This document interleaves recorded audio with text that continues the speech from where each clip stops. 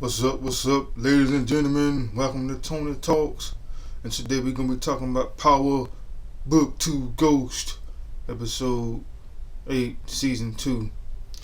And it starts off, guys, with your boy Tariq pretty much having a dream. He's going to the classroom and he see Professor Reynolds writing on the board, but actually it's Councilman Tate. But when he turned around, it's Professor Reynolds, and he's talking about how he killed him and everything. And it's pretty much everybody that you see Kanan as well. You see Lala. You see Keisha. I'm sorry, Lala plays Lisa. Anyway, you see the lawyer Proctor. You see Professor Milgram. People that pretty much don't died around Tariq. And what's going on with that scene is pretty much everybody saying, yeah, Tariq, if I would have did this or did that, or you would have been involved with this and that, I'd still be living. Even the sister got involved, and the cop dude he killed, and he blaming him that hey, I had to do it for my sister. Then Rain pop up and say, "Now put me in that." But anyway, after that part, how and Professor Reynolds with the cop talking, on the phone go to ringing. In the dream, she's talking about your dad's trying to talk to you, but in reality, the phone woke him up. And on the phone, it was Davis McLean telling him, "Hey, look, man, what do Councilman Tate got on you? Because he's called on the witness stand to testify against you. So whatever that's going on, man, you got to get that fixed." So he pretty much tried to get that fixed and situated before they go to court and everything.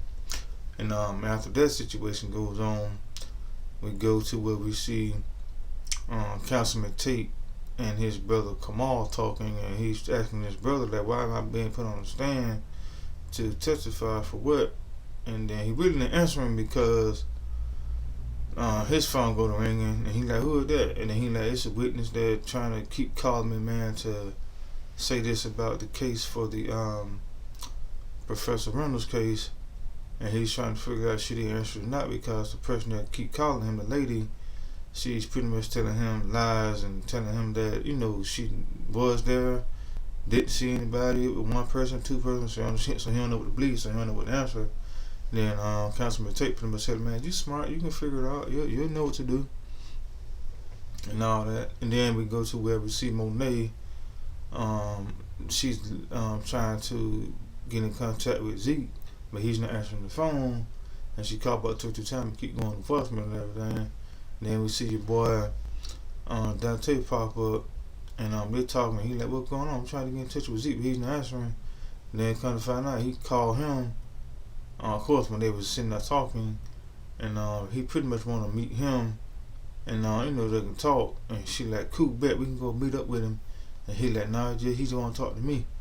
Then he tell her that, "You know what? I'm gonna talk to him, but while I'm talking to him, I'm gonna let him know that, hey, you need to talk to Monet." So that's going on, and then after that part go on, we get to where we see your boy Councilman Tate, the real Councilman Tate, actually writing on the board, class is canceled. And I'm like, really, dude? You couldn't email that to everybody that was in the class? This is 2022. But anyway, just to set up to where him and Tariq can talk. And pretty much Councilman Tate pretty much telling her, "Hey, man, I'm late for your court case, man. At 2 o'clock, you got a court case." And then also he telling, "Man, look, man, what you gonna do, man? Because what you gonna say in court? What you gonna testify against the court against him about?" And he like, "Hey, I will destroy you, man, in each and every way. So still get me that proof of what you gonna say you're gonna get me, man, because you ain't stick to your word. Yeah, you told me about it, but with an actual photo." So he pretty much said, "You know what? I'm gonna get you going, man. I got you, I'm hook you up, and all that good stuff." And then after that, guys, we have you see your boy Lorenzo in his room, just tearing up everything because he mad and frustrated. His drugs ain't there and everything and stuff like that. And like, man, what's going on? So then we have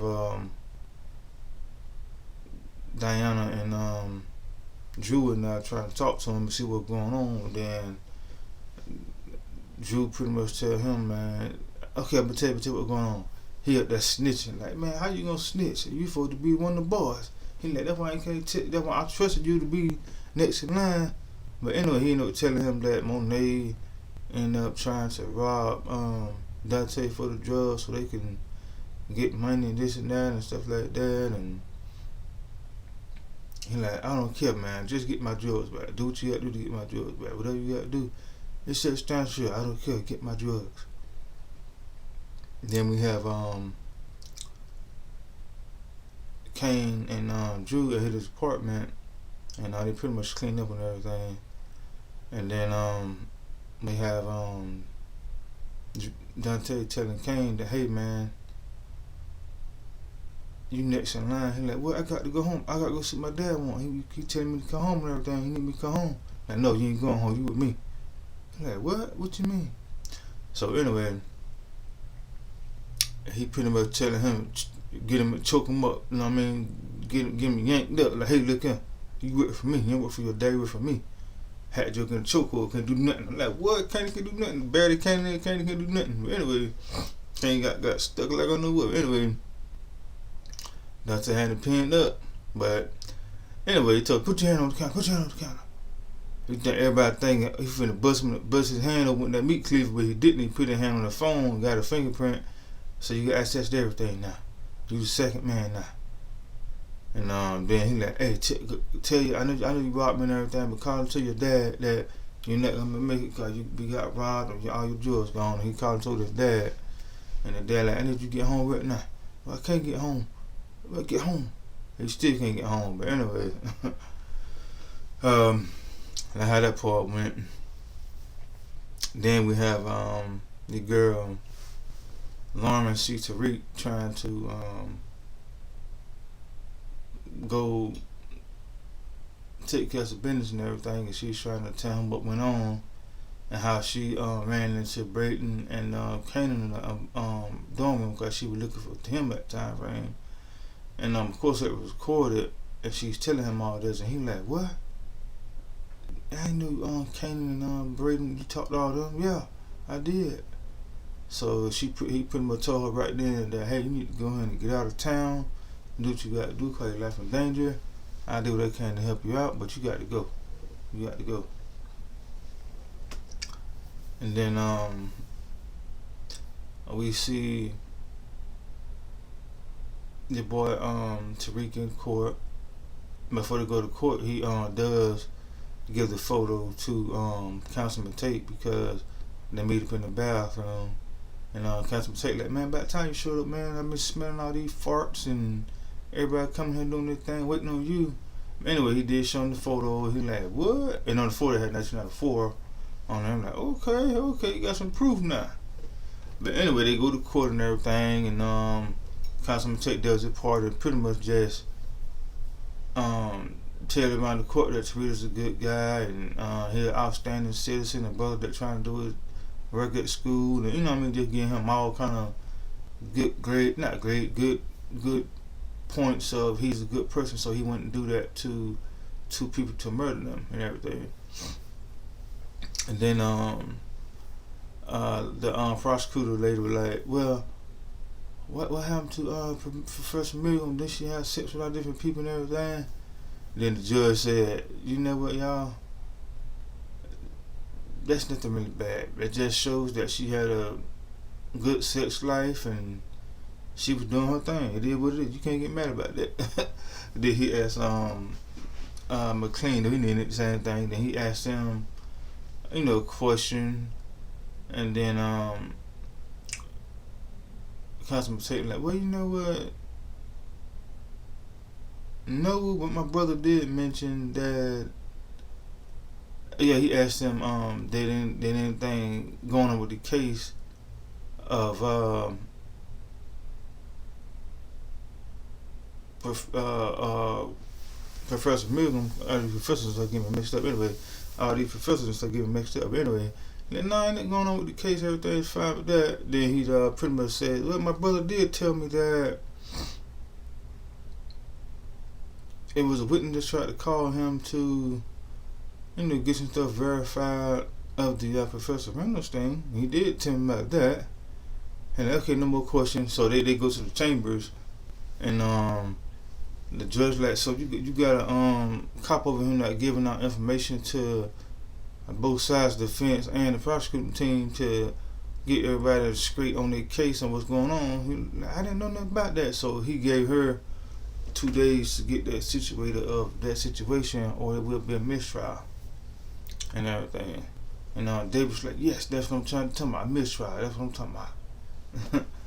And after that, we have Brayton and his brother, and of course the prosecutor later talking to all of them and his parents and everything, trying to get that straight of what they know, don't know, stuff like that. And Brayton like, I don't know nothing, man. I ain't testifying. I ain't finna do all that. That's my boy Tariq. And then his brother come in, Trace.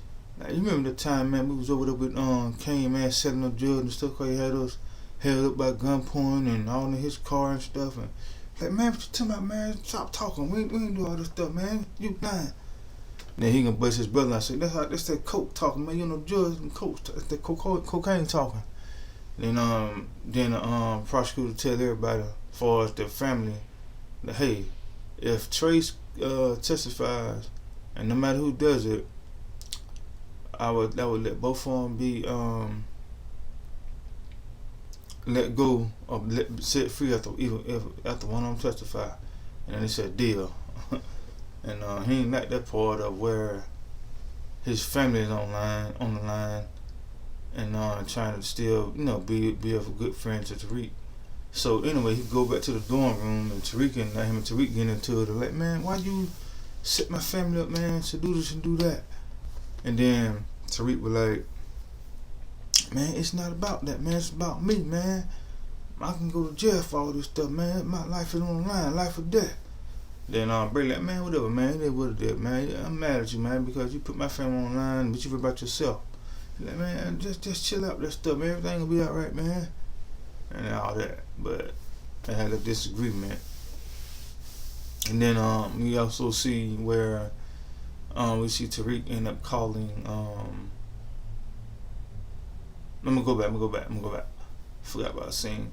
We also see where Dante and his son Zeke, they end up talking and everything, and he out in his feelings about what happened and everything, and he's pretty much telling him, man, I'm too old to be going to the league and everything and stuff like that. And then Dante pretty much telling him, hey, look, man, this what we're gonna focus on. We're not gonna focus on your age. We're gonna let the coaches see how good you really are. So I will get you a private coach so you can practice some more of your game compared to where I'm at your age, and we'll get that situated. And like, okay, bet. You really gonna do that? But yeah, we'll do that.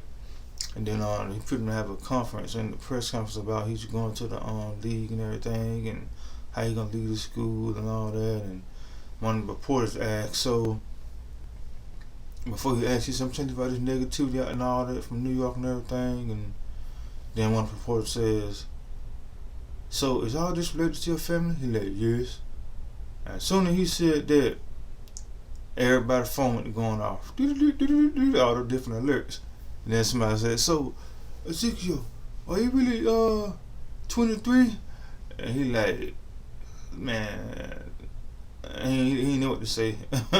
He didn't know what to say after that, because it got leaked out that he was actually 23 instead of just being 19 or whatever, and all that type of stuff. That part was crazy. Anywho, the other scene we had was where we had Dante and Monet, and then Zeke. Again, they was all outside at the park. He was playing basketball, and they was talking. And in the midst of them talking, we see a car come around the corner, and they go to shooting at Monet and Dante them. And they get down. And then you see over there Zeke trying to look and see what's going on. And when they kept trying to push his head down, like, nigga, stay down, dude. Then when they asked Dante, is that related to you? He like, is that related to you? Is that excuse me, I'm so sorry guys, forgive me. Is that Lorenzo trying to take us out? And that part was crazy. And after that, guys, we have your boy. We back to Kane again, and Kane and Braden, and pretty much Kane is telling Braden that, look, man, you need to take out on Lauren because I found out that um through a friend of mine that she done snitched about me and you talking to her in the room and she wired. He like, what? Like, yeah, I need to take her out.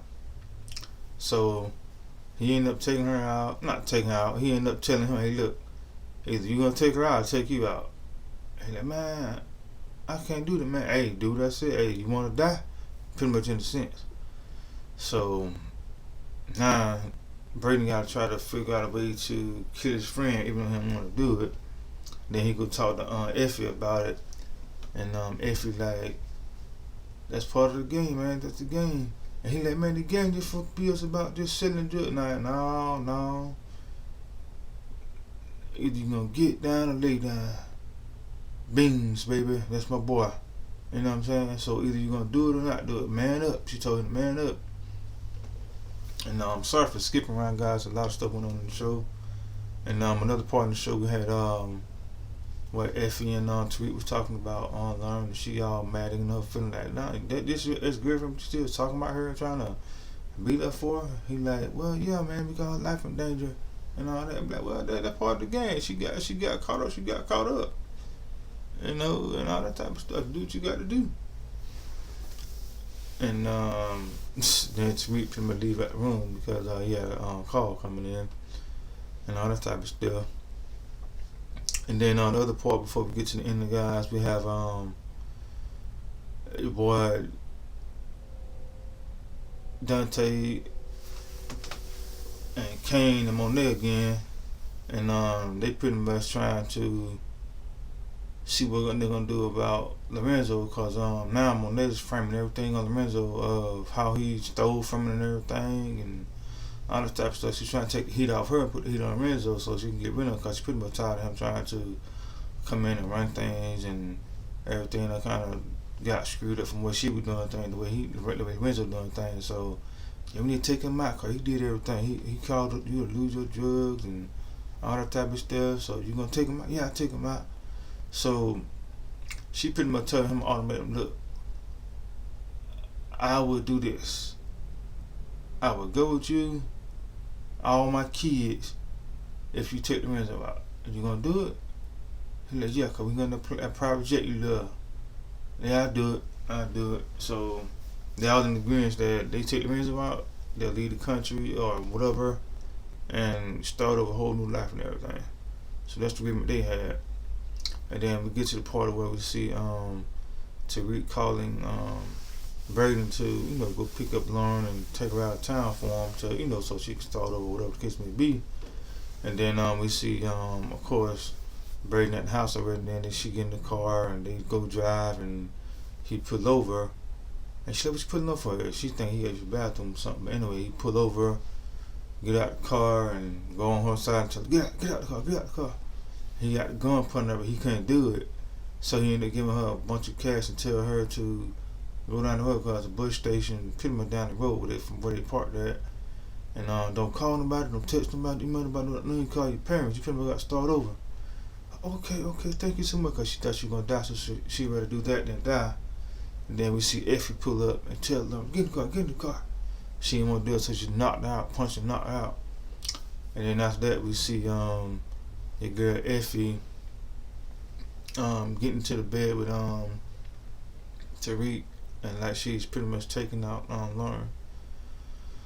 So you guys let me know in the comments on what you think about the show and what you liked about it, what you didn't like about it. And to me, guys, it was a good show because I'm sorry, I missed the part. I got to go back. I missed the part.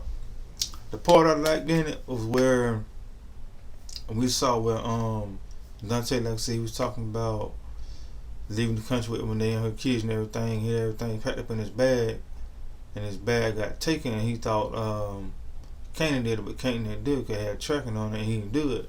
So he ended up finding out the bag was at Stanford, and we all know Tariq was at Stanford.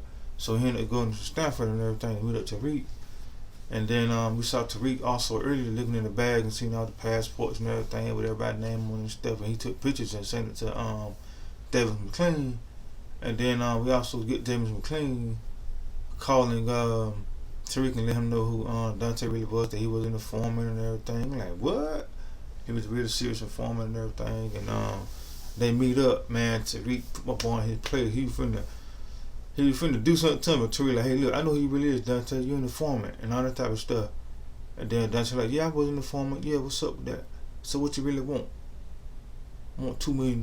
You ain't worth it, but I'll do it for you.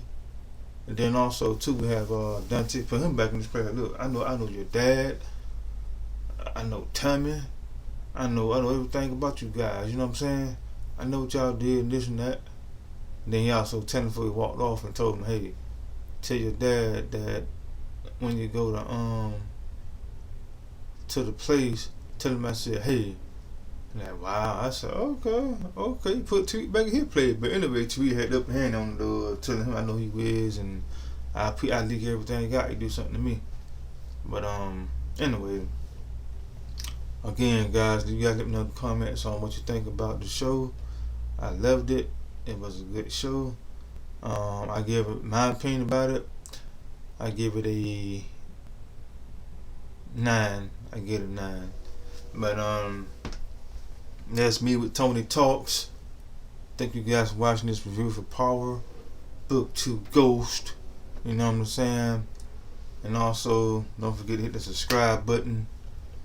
Don't forget to give me some likes on this video. Don't forget to leave a comment down below and let me guys know what you think. This your boy Tony Tone signing off on Tony Talks. God bless you. Peace out.